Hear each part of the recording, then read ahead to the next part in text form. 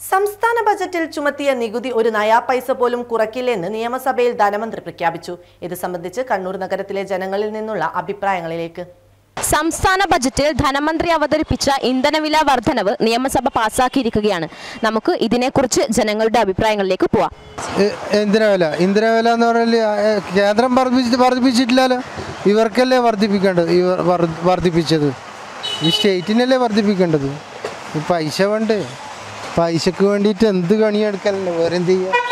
ഇന്ധനവില ഇപ്പം പറഞ്ഞിട്ട് എന്നാ കാര്യം? ഇപ്പം നമ്മൾ പറഞ്ഞുകൊണ്ട് ഇപ്പോൾ കുറക്കൊന്നുമില്ലല്ലോ. ഇപ്പം എത്രയായാലും അടിച്ചോളാം. അഭിപ്രായമൊന്നുമില്ല, വളരെ നല്ല അഭിപ്രായം തന്നെ. ഇന്ധനം എത്രയും കുറച്ചും കൂടി കയറണം എന്നാണ് പറയുന്നത്. കുറച്ചും കൂടി പൈസ കയറണം. പറഞ്ഞിട്ട് കാര്യമില്ല, അതുകൊണ്ടല്ലേ പറഞ്ഞിട്ടൊരു കാര്യമില്ല. പൈസ കയറും, വേറെ എന്താ ചെയ്യുക. ഇപ്പം തന്നെ ഒരു 300 രൂപയ്ക്ക് സാധാരണ അടിക്കല്ലേ, ഇപ്പം 350 അടിക്കാൻ വരുന്നു.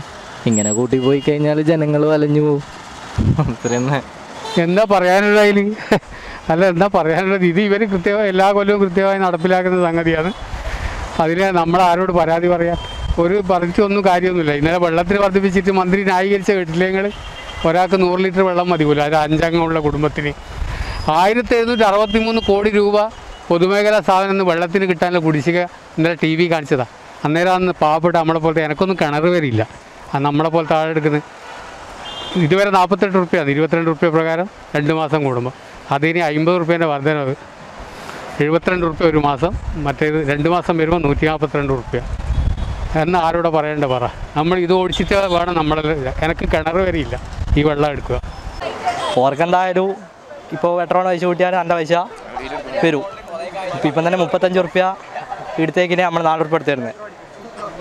ശരി, അത് കൂട്ടുമ്പോൾ നമുക്കിപ്പോൾ ഒന്നും പണിക്ക് പോകുന്നില്ലല്ലോ. ഇവിടെ പഠിക്കാൻ വന്നിട്ട് അങ്ങനെ ഇതല്ലല്ലോ. വീട്ടിൽ വണ്ടി ഉണ്ടായാലും 100-150 റുപ്യ എണ്ണ അടിച്ചിട്ട് വേണം. ഇന്ധനവില വർദ്ധിപ്പിക്കുമ്പോൾ അത് ഭയങ്കര നഷ്ടത്തിലാവും.